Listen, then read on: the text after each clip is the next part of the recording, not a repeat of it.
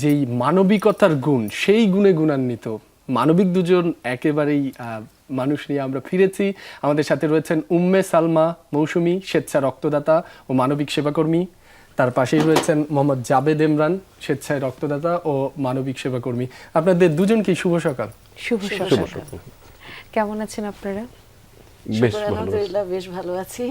বেশ ভালো থাকাটাই আসলে মানে কাম্য, কারণ আমরা জানি আপনারা যে কাজটার সাথে সম্পৃক্ত আছেন সেই কাজটা আসলে হয়তো আপনারা নিজেরাও ব্যক্তিগতভাবে সেটার সাথে সম্পৃক্ত। রক্তদান কর্মসূচিতে আপনারা যেমন আছেন তেমনি নিজেদেরও হয়তো রক্ত দেয়া হয়, এবং রক্ত দেয়াটা নিয়মিত নিয়ম মেনে সেটা একটা সুস্থ মানুষকে কতটা হচ্ছে গিয়ে স্বাচ্ছন্দ্যপূর্ণ একটা জীবন দিতে পারে এটা বলার অপেক্ষা রাখে না। তবুও আপনাদের কাছ থেকে একটু জানতে চাই যে নিয়মিত রক্তদান কেন প্রয়োজন?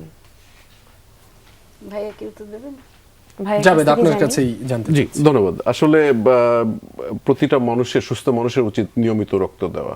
একজন 18 থেকে 60 বছর বয়সী মানুষ, সুস্থ মানুষ প্রতি 3 মাস অন্তর অন্তর 1 ব্যাগ করে রক্ত দিতে পারেন। কারণ রক্তটা কেন দেওয়া দরকার সেটা হচ্ছে মানবিক কারণে। কারণ প্রচুর রক্তের প্রয়োজন হয়, থ্যালাসেমিয়া রোগীদের জন্য রক্তের প্রয়োজন হয়, ক্যান্সার পেশেন্টদের জন্য রক্তের প্রয়োজন হয়, বিভিন্ন দুর্ঘটনাজনিত কারণে অসুস্থ চিকিৎসার জন্য প্রচুর রক্তের প্রয়োজন হয়। তাহলে এই রক্তটা আসলে, রক্তের উপাদানটা কিন্তু রক্ত দিয়েই মেটাতে হয়। আমাদের টেকনোলজি অনেক উন্নতি হয়েছে, আমরা এআই এসেছে, রোবোটিক সার্জারি হচ্ছে, অনেক কিছু হচ্ছে, অঙ্গ রিপ্লেসমেন্ট হচ্ছে, বাট রক্তের প্রয়োজনটা এখনো কিন্তু রক্ত দিয়েই মেটাতে হয়। এবং রক্তের প্রয়োজন যেহেতু রক্ত দিয়ে মেটাতে হয়, সেই জন্য আমাদের কি প্রয়োজন, আমরা যারা সচেতন আছি, আমরা যারা সুস্থ আছি, আমাদের প্রতি 3 মাস অথবা 1 মাস যদি আমরা গ্যাপও দিই, 4 মাস পর পর 1 ব্যাগ রক্ত দিয়ে সাহায্য করা। এবং আপনারা জানেন যে আমাদের দেশে প্রতি বছর প্রায় 10 লক্ষ ব্যাগ রক্ত দরকার হয়, রক্ত বা রক্তের প্রয়োজন হয়। তো এই রক্তটা আসা উচিত আমাদের তরুণ প্রজন্মের কাছ থেকে, স্বেচ্ছায় যারা রক্ত দিচ্ছেন তাদের কাছ থেকে। তো এই ব্যাপারেই আসলে আমরা মানে সচেতনতা ভিতর থেকেই আমি নিয়মিত রক্তদান করছি। নিয়মিত রক্তদান করছেন জাবেদ ইমরান। আপনি জানাচ্ছিলেন উম্মে সালমা মৌসুমী, আপনি এখন পর্যন্ত দীর্ঘদিন ধরে এই স্বেচ্ছাসেবার সঙ্গে যুক্ত আছেন। 43 বার রক্তদান করেছেন, তার মধ্যে 38 বার কোয়ান্টামে আর 5 বার অন্যান্য প্রতিষ্ঠানে। দীর্ঘ 25 বছর ধরে এই স্বেচ্ছাসেবকমূলক কর্মকাণ্ডের সঙ্গে জড়িত। একটু শুরুর গল্পটা জানতে চাই, কিভাবে এই ইচ্ছা জাগলো আর দীর্ঘ সময় ধরে সেটি ধরে রাখলেন? আসলে ইচ্ছাটা যখন জেগেছে, এটা অনেক ছোটবেলার কথা বলবো আমি। আমার জীবনে আসলে আমি এখন পর্যন্ত যা যা কিছু অর্জন করেছি, আমার প্রাপ্তিগুলো যদি বলি বা যতটুকু ভালো কাজ করতে পেরেছি, তার পিছনে সবচেয়ে বড় অবদান আমার মায়ের। তো আমার মাকেই আমি আসলে, যখন 14 বছর বয়স আমার, তখন তিনি অলমোস্ট মানে চলেই যাচ্ছিলেন আমাদের ছেড়ে। তো ওই সময়টা খুব কঠিন একটা সময় ছিল আমাদের পরিবারের জন্য। মানে আমরা 3 বোন, আমাদের চতুর্থ ভাই ছিল। তার জন্মের সময় আমার মা খুব অসুস্থ হয়ে পড়েন, এবং আমার এখনও মনে আছে যে সেই শীতার্ত একটা ডিসেম্বরের রাত, সকালবেলা যখন আমরা মাকে দেখলাম যে প্রচুর রক্তক্ষরণ হচ্ছে এবং হরতাল ছিল সেদিন, কোনো অ্যাম্বুলেন্স পাচ্ছি না, মানে খুব কঠিন একটা অবস্থার মধ্যে তাকে আমরা হাসপাতালে নিয়ে যাই। তো ডক্টর আমার বাবাকে খুব প্রশ্ন করেছিলেন, খুব কঠিন একটা প্রশ্ন, যে কোনো একজনকে বাঁচানো যাবে, আপনি কাকে বাঁচাতে চান? তো আমার বাবা এখন বুঝি যে কত কঠিন একটা হৃদয় নিয়ে তিনি উত্তর দিয়েছিলেন যে আমার আরও 3টা সন্তান আছে, আপনি মাকে বাঁচান। তো আমার ভাই সুস্থভাবেই পৃথিবীতে আসে, তারপরে সে মারা গিয়েছিল নিউমোনিয়া হয়ে। কিন্তু আম্মা হচ্ছে রক্তক্ষরণের কারণে তখন প্রায় তিনি মানে চলেই যাচ্ছেন।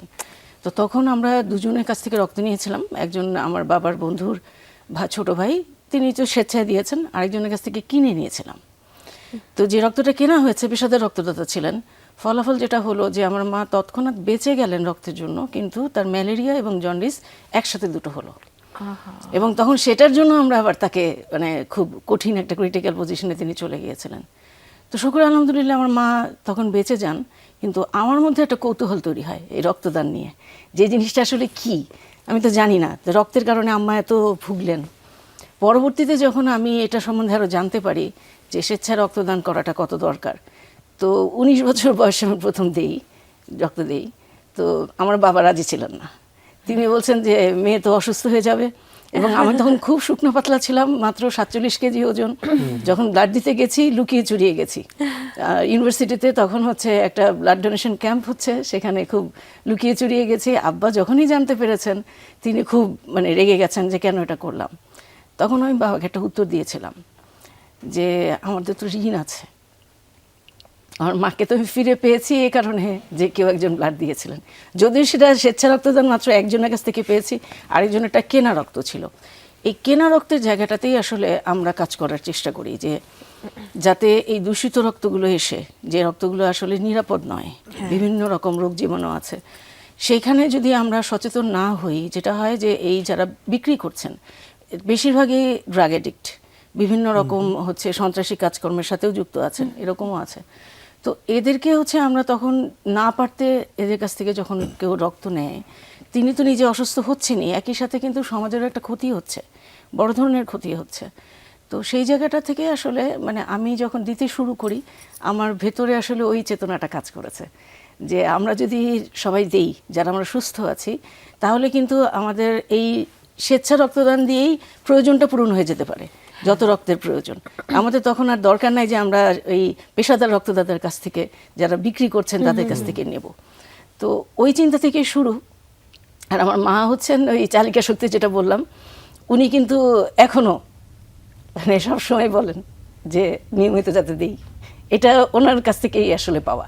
সেই অনুপ্রেরণায় এখনো সেই কর্মকাণ্ডটি মহৎ, শুনে ভালো লাগছে যে যে মানবিকতা তিনি সেটি সুস্থ ধরে আছেন রেখেছেন। এখন, এবং এত বড় একটা তবে চড়াই মাঝখানে পেয়ে আমি পরে। 3 বছর দিতে পারিনি এই পুরো সময়টার ভিতরে, তখন হচ্ছে আমার মেয়ে পৃথিবীতে আসে, যে কারণে হচ্ছে 3 বছর আমাকে গ্যাপ দিতে হয়েছিল, যেটা মেয়েদেরকে একটু দিতে হয় অনেক আচ্ছা, সময়। এইখানে একটু জানবার আছে যে মেয়েদের আসলে রক্ত দেওয়ার ক্ষেত্রে কিছু মানে বিধি নিষেধ বা চাইলেই তারা হয়তো দিতে পারেন না, যেহেতু মাসিক একটা সার্কেলের মধ্য থেকে তাদেরকে যেতে হয়। তাদের জন্য রক্ত দেওয়ার সঠিক সময় আসলে কোনটা, বা যে ধরনের কথাগুলো আমরা শুনে থাকি যে মেয়েদের জন্য রক্ত দেওয়া রিস্কি, যে ট্যাবুগুলো আমরা শুনি, এই ক্ষেত্রে আপনার কি বলবার আছে? এখানে একটা জিনিস বলবো যে প্রত্যেকটা জিনিসেরই আসলে একটা গ্রামার আছে। আপনি যে কাজটাই করেন সেটা যদি আপনি সঠিক নিয়ম মেনে করেন, ব্যাকরণটা মেনে করেন, তাহলে আপনি নিজেও ভালো থাকবেন এবং কাজটাও সুন্দর হবে। তো রক্তদানের ক্ষেত্রে যেটা হয় যে মেয়েদের তো একটা মাসিক সাইকেল থাকে, যে সময়টা হচ্ছে তার রক্তক্ষরণ হচ্ছে তখন তো দিতে পারবে না, কিন্তু রক্তক্ষরণ শেষ হয়ে যাওয়ার 2-3 দিনের মধ্যেই দেয়া যায়, যদি তিনি আদারওয়াইজ অন্য কোনো সমস্যায় না থাকেন। তিনি যদি এমনি স্বাভাবিক সুস্থ থাকেন তাহলে দিতে পারেন, কোনো অসুবিধা নাই। আর আরেকটা জিনিস হচ্ছে যে রক্ত দেওয়ার ক্ষেত্রে, এটা পুরুষ হোক কিংবা মহিলা হোক, যারাই রক্ত দিচ্ছেন, রক্ত দেওয়ার আগে পরে কিছু প্রিকশন আছে যেগুলো আসলে খেয়াল করাটা খুব জরুরি।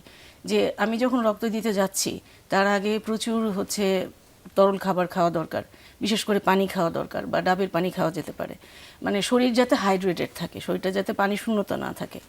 এবং রক্ত দান করার পরেও হচ্ছে এই যারাই যে অবস্থাতেই আছি, অন্তত 15-20 মিনিট শুয়ে একটা রেস্ট নেওয়া দরকার, যাতে আপনার শরীর একটা সাম্য অবস্থায় আসতে পারে। তখন রক্তটা তো বেরিয়েছে শরীর থেকে। ভয় পাওয়ার আসলে কিছু নাই। সবাই যেটা ভাবেন যে আসলে মেয়েরা হয়তো দুর্বল, ব্লাড দিতে পারবে না, তো শুকর আলহামদুলিল্লাহ আমি 43 বার দিয়েছি, আমি কোনোবারই অসুস্থ হইনি, কোনোবারই কোনো সমস্যা আমরা অনুভব করি নাই, বরং একটা তৃপ্তি ছিল। এই তৃপ্তিটা হচ্ছে সবচেয়ে বড় জিনিস। যখনই রক্ত দিচ্ছি মানে ভিতর থেকে একটা খুব আনন্দ হয়। মানে আমি তো বলি যে আসলে মানে যেটা বলবো যে আমার যে সময় রক্ত দেওয়ার সময় থাকে, আমি আগে থেকেই প্রিপারেশন নিতে থাকি যে আচ্ছা আমার যাতে হিমোগ্লোবিনটা কম না হয়, আমি যাতে ওখানে যখন যাব হিমোগ্লোবিন তো চেক করতে হবে, এরকম চেক করে যদি কম হয় তাহলে আমি দিতে পারবো না। তো খাবার দাবারের প্রতি আমি যত্নশীল থাকি যাতে আমার আয়রন ফল না করে। তো এটা হচ্ছে নিজের প্রতি যত্নটা কিন্তু আরো বেড়ে যায়, হ্যাঁ। যে আপনি যখন ভালো একটা কাজ করবেন, সুস্থ না থাকলে করতে পারবেন না। তো সুস্থতাটা নিশ্চিত করার জন্য কিন্তু নিজের ভেতর থেকে তখন একটা তাগাদা ফিল করা যায় আর কি। একদম ঠিক কথাগুলো কিন্তু বলছিলেন উম্মে সালমা মৌসুমী। মেয়েদের রক্তদান নিয়ে অনেকেরই যে একটা ভুল ধারণা থাকে আমাদের মধ্যে, সেটা কি স্পষ্ট করলেন তিনি। মেয়েরা রক্ত দিলে বরঞ্চ হচ্ছে যে কেউ একজন মানুষ যখন রক্ত দেয় প্রত্যেকেই কিন্তু নিজের প্রতি আরো বেশি যত্নবান হয়, কেননা প্রতিবার কিন্তু তাকে একটা চেক আপের মধ্য দিয়ে যেতে হয় এবং রক্ত দেওয়ার আগে তার নিজের শারীরিক যে সুস্থতা সেটি নিশ্চিত হওয়ার পরেই কিন্তু রক্ত দেওয়া যায়। সুতরাং এটা কিন্তু নিজেকে সুস্থ রাখার একটি অন্যতম উপায় বলা যায়। জাভেদ ইমরান, আপনার কাছে একটু আসতে চাই। আপার শুরুর গল্পটা শুনছিলাম আমরা, একটু আপনার শুরুর গল্পটা শুনতে চাই। পাশাপাশি আপনি একজন পেশাজীবী হয়েও এ ধরনের মানবিক কর্মকাণ্ডে কিভাবে দীর্ঘ সময় ধরে যুক্ত আছেন বা কিভাবে ম্যানেজ করেন একটু জানতে চাই। ধন্যবাদ। আসলে আমি মৌসুমীর গল্পটা শুনছিলাম এবং আমি খুব আবেগ আপ্লুত হচ্ছিলাম, কিন্তু আমার ঘটনাটা একটু ডিফারেন্ট। আমি আসলে ইউনিভার্সিটিতে যখন পড়ি তখন ওই রক্ত নেওয়ার যে ক্যাম্প হতো ওগুলা থেকে আমি লুকিয়ে থাকতাম, পালিয়ে থাকতাম, যে সামনে যদি দেখা হয় জিজ্ঞেস করে যে ভাই একটু রক্ত দিয়ে যান, তখন আমি কি বলবো, মিথ্যা কথাও বলতে পারবো আমি না। তো দিতে চাই না। জি, আমি দিতে চাই না, আমি খুব ভীতু ছিলাম। হ্যাঁ, তো তো তো আমি লুকিয়ে থাকতাম ইউনিভার্সিটিতে পড়ার সময়। হ্যাঁ, তো যেটা হলো যে আমি 2001 সালে কোয়ান্টাম মেথড কোর্স করি আউট অফ কিউরিসিটি, এবং কোর্সে যিনি শিক্ষক উনি রক্ত মানে 4 দিনের তো কোর্স, অনেক কিছুর মধ্যে রক্তদান সম্পর্কে উনি আমাদেরকে সচেতন করেন। তখন আমার মনে হলো যে না, আসলে তো আমি রক্ত দিতে পারি, এবং আমি কিন্তু তখন প্রথম রক্ত দিলাম যে আমি রক্ত দিব। এইভাবে কোয়ান্টামে রক্ত দিতে দিতে এই 4 মাস পর ওরা কিন্তু আমাদেরকে ফোন দেয় যে আপনার কিন্তু রক্ত দেওয়ার সময় হয়ে গেছে, চলে আসবেন। আমরা 4 মাস হয়ে দিয়ে যাই। এইভাবে করতে করতে তখন আমি নিজেও সচেতন থাকি যে কখন 4 মাস হবে, আমার এরপরে রক্তদান কবে হবে। এইভাবে করতে করতে কখন যে 59 বার হয়ে গেছে এটা আমি জানি না। এবং কোয়ান্টাম ছাড়াও আমি কিন্তু আরো 6-7 বার বিভিন্ন আমাদের কলিগদের প্রয়োজনে, আত্মীয়র প্রয়োজনে, বন্ধুদের প্রয়োজনে আমি ডাইরেক্ট হসপিটালে গিয়ে রক্ত দিয়েছি। তো এটা আসলে মানে সময়ের ইয়াতে হয়ে গেছে, এটা এমন কিছু না, এমন কিছু করি নাই। হ্যাঁ, এই 4 মাস পর তো আপনারা জানেন যে আমাদের রক্তের যে ইয়াটা বা রক্তগুলা কিন্তু তৈরি হয়ে যায়, এবং এটা কিন্তু আমাদের বর্জ্যপদার্থের সাথে বেরিয়ে যায়। আমরা যদি রক্তটা দিয়ে দিই তাহলে একজন মানুষের কাজে লাগে, এবং এটা যখন আমি বুঝতে পারছি এবং জানতে পারছি তখন থেকে আমি কিন্তু নিয়মিত রক্ত দিচ্ছি, এবং কোয়ান্টাম আমাদেরকে সেইভাবে সাহায্য করছে। 4 মাস পর আমাকে ফোন দিচ্ছে, আমি চলে যাচ্ছি, এবং কোয়ান্টাম যেটা করছে যে 3 বার যখন রক্ত দিচ্ছি তখন তারা বলছে আজীবন রক্তদাতা। 10 বার যখন রক্ত দিয়েছি তখন তারা একটা প্রোগ্রাম করে সিলভার ডোনার। 25 বার যখন রক্ত হয়েছে গোল্ডেন ডোনার। 50 বার যখন রক্ত দিয়েছে প্লাটিনাম ডোনার। এইভাবে তারা প্রতিনিয়ত আমাদেরকে এনকারেজমেন্ট দিয়ে যাচ্ছে, উৎসাহিত করে যাচ্ছে। তো এইভাবে কিন্তু রক্ত দিয়েছি। এবং শুরুর গল্পটা কিন্তু আরেকটা গল্প আছে। যখন আমি প্রথম রক্ত দিয়ে আমি নানা বাড়িতে গিয়েছিলাম। আমার আম্মা তখন নানা বাড়িতে ছিলেন, আমার অন্য খালারা ছিলেন। তো ওনারা আমাকে বকা দিতে লাগলেন যে তোকে খাওয়াচ্ছি, পড়াচ্ছি, আর তুই ঢাকা শহরে গিয়ে মানুষের প্রয়োজনে রক্ত দিচ্ছিস। লিটারালি তারা কান্নাকাটি করা শুরু করলেন। এবং এটা কিন্তু আমার এখন মানে চোখে ভাসছে যে আমার খালারা ছিলেন, আম্মা ছিলেন, যে ঢাকা ইউনিভার্সিটিতে গিয়ে হ্যাঁ তারা হিরো হয়ে যাচ্ছে, রক্ত দিচ্ছে, আর আমরা ইয়ে করছি। তো এরকম একটা ব্যাপার ছিল। এরপরে যখন আম্মা যখন ঢাকায় নিয়ে আসলাম, এবং আম্মা যখন নিজেও কোয়ান্টামের কোর্স করলেন, রক্তের ব্যাপারে উনি সচেতন হলেন, উনি খুব খুশি হলেন। হ্যাঁ, এবং উনি আমার ছোট ভাইকে নিয়ে গেলেন ল্যাবে যে তুই রক্ত দে। এবং আমার ছোট ভাইয়েরও আলহামদুলিল্লাহ অলরেডি 42 বার রক্ত দেওয়া হয়ে গেছে। তো মানে এটা কিন্তু সামান্য কাজ, খুব বেশি কিছু না। আমরা জাস্ট একটু সচেতন থাকলে এবং সুস্থ থাকলে 4 মাস পর 1 ব্যাগ রক্ত, 3 মাস পর দেওয়া যায়, কিন্তু ফাউন্ডেশন আরো 1 মাস, কোয়ান্টাম আরো 1 মাস বেশি সময় দিয়ে গ্যাপ দিয়ে 4 মাস পর আমাদেরকে ডাকছে, আমরা রক্ত দিয়ে দিচ্ছি। তো এইভাবে করতে করতে হয়ে যাচ্ছে। ঠিক সেইভাবে হতে হতে 59 বার আপনি বলছিলেন, কোয়ান্টামই 59 বার, এর বাইরে আরো 60 বারের বেশি 7 বার ধরে নেওয়া যায়, সেই কাজটি করে যাচ্ছে। আপনার কাছ থেকে একটু আলাদা করে জানতে চাচ্ছি, দুজনেই যেহেতু কোয়ান্টাম ফাউন্ডেশনের সাথে যুক্ত আছেন, যে দর্শকরা আজকে আমাদেরকে দেখছেন তাদের মধ্যে থেকে কেউ যদি কোয়ান্টাম ফাউন্ডেশন থেকে রক্ত নিতে চায়, সেক্ষেত্রে প্রক্রিয়াটা কি হবে, ধাপগুলো কি হবে? আচ্ছা, খুব ইজি।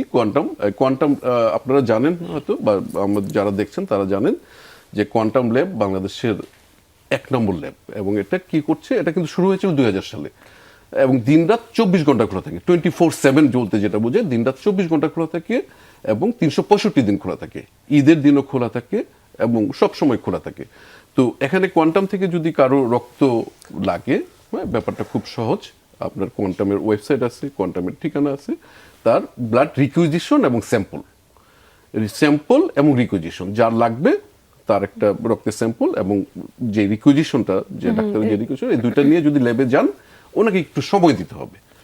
আসলে রক্তটা যেটা হচ্ছে যে যখন উনি দিবেন ওখানে, ওনা আমাদেরকে ডোনার পুল থেকে ফোন করবেন, ডোনার এসে ডোনার রক্ত দিবেন, 3 ফেজ ক্রস ম্যাচিং হয়, ক্রস ম্যাচিং হওয়ার পরে রক্তটা উনি পান। এখান থেকে 3-4 ঘন্টা সময় ওনার লাগতে পারে এবং একটা প্রসেসিং ফি লাগবে।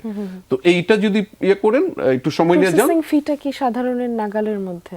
প্রসেসিং ফিটা সাধারণের নাগালের মধ্যে। সেক্ষেত্রে আপনার অবগতির জন্য জানাচ্ছি যে আমি আমার আত্মীয়ের ক্ষেত্রে অনেকে হয়েছে যে রক্ত লাগছে, কোনো একটা হাসপাতালে আছে, তো ওখানে একজন রক্ত যখন আমরা দিচ্ছি, আমরা যখন ভলান্টারি একজন রক্ত দিচ্ছি, তখন কিন্তু প্রত্যেকটা হাসপাতালেই একটা স্ক্রিনিং করে, 5টা স্ক্রিনিং করে, আপনারা জানেন, যেমন hepatitis B, hepatitis C, syphilis, malaria, HIV AIDS. এবং এই টেস্টগুলা ভালো ভালো হাসপাতালগুলো করে কিন্তু রক্তটা একজন যার প্রয়োজন তাকে দিচ্ছে, এবং এই বিলটা কিন্তু হাসপাতাল নিয়ে নিচ্ছে। তো ওইখানে যে বিলটা হয়, ফাউন্ডেশন যখন কোয়ান্টাম ল্যাব যখন এই বিলটা নিচ্ছে, এটা অনেক কম, অনেক কম। এবং আমি এমন একটা ঘটনা ঘটেছে যে আমার কাজিনের ক্ষেত্রে আমি তাকে বলেছি যে তুমি হাসপাতালে রক্ত না দিয়ে কোয়ান্টামে গিয়ে রক্ত দাও, রক্তটা প্রসেস করে এখানে জমা দাও, তাহলে তোমার বিলটা আরো কমবে। একটু জানতে চাই, বাংলাদেশে ব্লাড ব্যাংকগুলোর সরকারি বেসরকারি দুই পর্যায়ে কতগুলো রয়েছে আনুমানিক? পাশাপাশি আপনাদের যে কাজ করার অভিজ্ঞতা তাদের সাথে, আর যারা রক্ত খুঁজে বেড়ায় জরুরি প্রয়োজনে, তাদের জন্য এই ব্যবস্থাপনা কেমন বা কিভাবে তারা সহযোগিতা করে থাকে? বেশিরভাগ ব্লাড ব্যাংকে আসলে বিভিন্ন হসপিটালের সাথে থাকে, আর কিছু কিছু আছে যারা স্বাধীনভাবে কাজ করেন। তবে ব্লাডের ক্ষেত্রে যেটা হচ্ছে যে আমরা যদি ইন্ডিভিজুয়ালি দেখি, যেমন বাংলাদেশের সন্ধানী নাম আমরা মোটামুটি সবাই জানি, অনেক আগে থেকে কাজ করছে। রেড ক্রিসেন্ট তো আন্তর্জাতিক একটা সংস্থাই। আর কোয়ান্টাম ফাউন্ডেশন যখন আমরা কাজ শুরু করেছিলাম, যখন তাদের সাথে আমরা যুক্ত হই, এবং বাঁধন যেটা হয় যে বাঁধন আসলে তাদের তো নিজস্ব কোনো ল্যাব নাই, বাঁধন যেটা করে যে তাদের নেটওয়ার্কিংটাই মূলত তারা কাজে লাগায়, যে তারা হচ্ছে তাদের কাছে নাম্বার থাকে এবং সব মানে ব্লাড গ্রুপিংগুলো জানা থাকে, লিস্টগুলো তাদের কাছে থাকে। তো যারা কাজ করছেন বাঁধনের হয়ে, তারা যেটা করেন বিভিন্ন ক্যাম্পাস ভিত্তিক কাজগুলো করেন। সেটা বিভিন্ন বিশ্ববিদ্যালয়ের ক্ষেত্রে, সেটা ঢাকা ইউনিভার্সিটি আছে, বাংলাদেশের বিভিন্ন বিশ্ববিদ্যালয়েই বাঁধন কাজ করে। সন্ধানীও একইভাবেই কাজ করতো। আমি প্রথম যখন ব্লাড দিই, আমি ইউনিভার্সিটিতেই দিয়েছিলাম এবং আয়োজন করেছিল রোটারি ক্লাব, কিন্তু তার সাথে আসলে মানে কারিগরি দিকটায় সহায়তা দিয়েছিল সেটা সন্ধানী থেকে। তো কারিগরি সহায়তা বলতে মূলত হচ্ছে ব্লাডগুলো কালেক্ট করা এবং সেটাকে নিয়ে আবার ফ্রিজ আপ করে রাখা। এখন ওই সময় তো সাথে সাথে কাউকে দিয়ে দেওয়া হচ্ছে না, যেটা হয় যে এটা ফ্রিজ আপ করে রেখে পরবর্তীতে যখন যার প্রয়োজন হচ্ছে, যিনি মানে চাইছেন গ্রহীতা যিনি, তাকে তখন পৌঁছে দেওয়ার বিষয়টা থাকে। তো আসলে ব্লাড ল্যাবগুলোর ক্ষেত্রে যেটা হয়, যেটা প্রথমেই বললাম, যে যেহেতু বিভিন্ন হাসপাতালগুলোর সাথে তারা যুক্ত থাকে, তো হাসপাতালের প্রয়োজনটা পূরণ করার ক্ষেত্রেই তাদের বেশি আগ্রহটা থাকে। আর একটা জিনিস যেটা, যে নিরাপদ রক্ত সঞ্চালন, এটার ব্যাপারে আমরা আসলে দীর্ঘদিন ধরে সোচ্চার হয়ে কাজ করছি।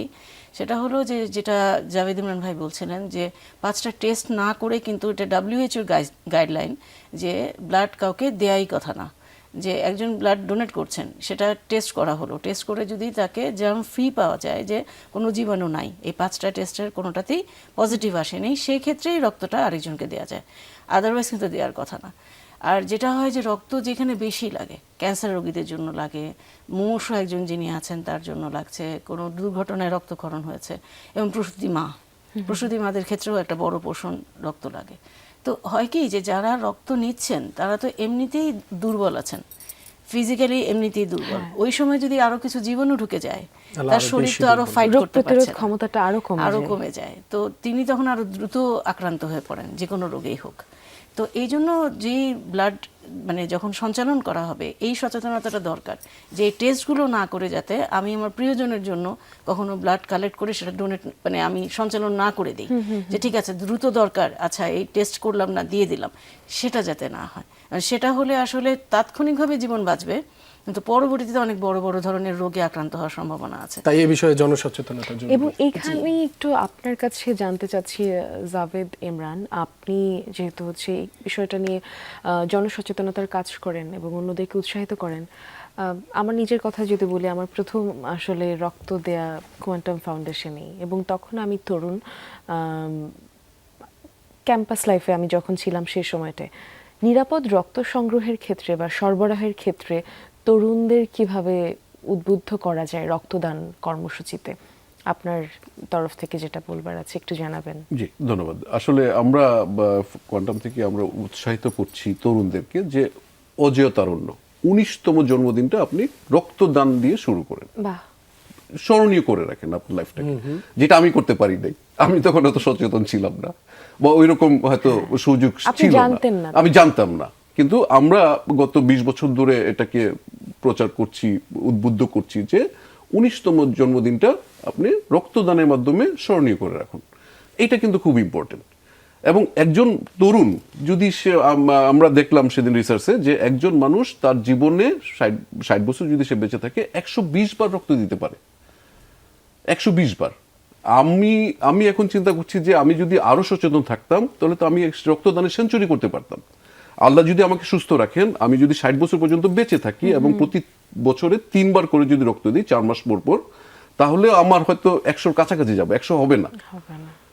তো এইটা নিয়ে কিন্তু আমার একটা আফসোস ভিতরে ভিতরে কাজ করে। সেই ক্ষেত্রে আমরা আসলে আপনার জন্য এইটুকু দোয়া করতে পারি যে আল্লাহ আপনাকে সুস্থ সবল রাখুক, এবং 60 বছরের যে বয়স সীমা ভাবছেন আপনি, সেটা যেন আপনার ক্ষেত্রে আরো দীর্ঘায়ু হয়।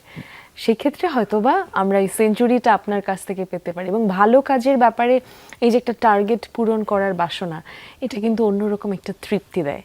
এবং যারা রক্ত দেন তারা কিন্তু এই নাম্বার কাউন্টিংয়ের একটা সময় যে খুব ভালো লাগায় পড়ে যান, যে একবার প্রথমবার রক্ত দেওয়ার পরে তার মনে হবে যে আমি 10-এর টার্গেট পূরণ করব, এরপর 20, 30। এই যে আপনি এখন 59তম বার রক্ত দিয়েও এখন আপনার মাথায় কিন্তু ঘুরছে আমি কিভাবে সেঞ্চুরি করতে পারি। এই যে ভালো লাগার যে বিষয়টা, ভালো কাজের সাথে থাকার যে বাসনাটা, সেটা আসলে সত্যি প্রশংসনীয়। সেই প্রশংসনীয় দুজন মানুষকে আমরা পেয়েছিলাম। আমরা একেবারে শেষ পর্যায়ে রয়েছি।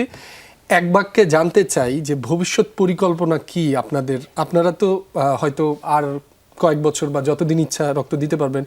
কমিউনিটি বিল্ড আপে আপনার পরিকল্পনা কি? দুজনের কাছে জানতে চাই। শুরুতেই উম্মে সালমা। খুব অল্প করে আমরা সময় পাবো, আমি just একদম খুব সামান্য করে বলি, যেটা ভাইয়ার কথা থেকে একটু লিংক নেই, যে ওনার খালা, ওনার মা সবাই কান্নাকাটি করছিলেন।